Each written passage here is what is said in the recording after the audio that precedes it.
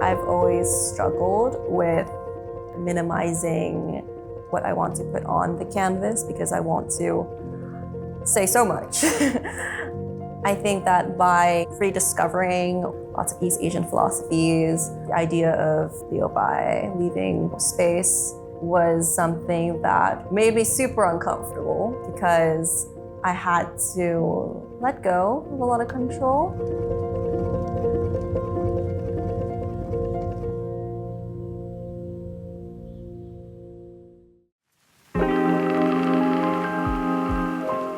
My life has been a little bit scattered quite constantly because I was always moving.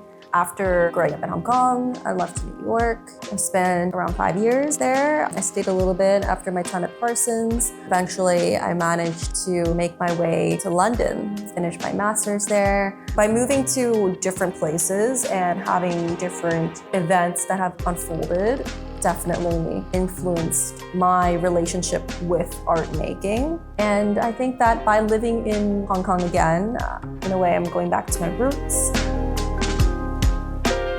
I'm very fortunate to be raised in a family that loves art. My mom's a painter, my dad, he was in philosophy, but ended up in the fashion industry in Milan. My Japanese grandma does nihonga, which is Japanese traditional painting. And the use of palette knives has a bit of a sentimental connection for me. Growing up, I just assumed that painting was done with a palette knife because my mom was so adamant on using this tool, and she got that from her teacher, Sergio Scatizzi, who was very well known at using a palette knife to paint.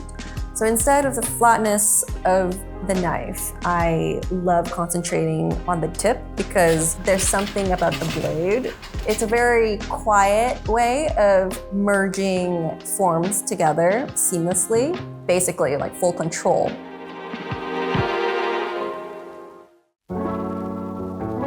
My dad's concentration in philosophy was existentialism. I always say that I grew up with the weirdest bedtime stories. Before I go to sleep, he would ask me like, do you know why you're alive?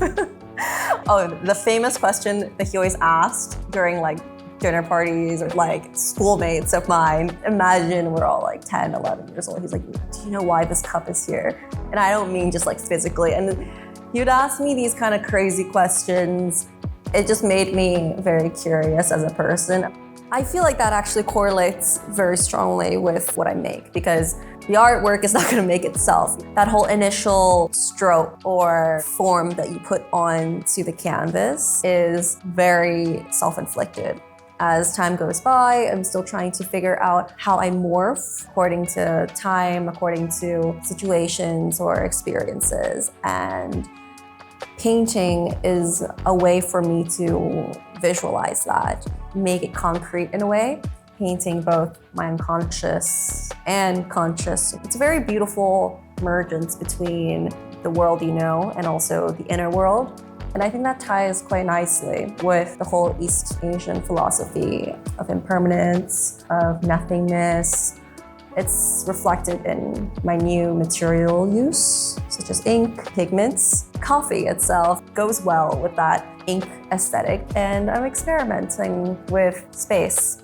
Space within the painting where these subjects are communicating with each other, also the space and distance between the audience and the work. I've noticed that by giving the audience a bit more space, it's a little bit more inviting instead of shoving everything into whether it's my face or everyone's faces, which is primary approach because I've always explained that my process is like a throw up of ideas and emotions and textures because I like to be very connected and physical with the artworks. So first time ever, I'm stepping back a little bit and letting things reveal itself naturally.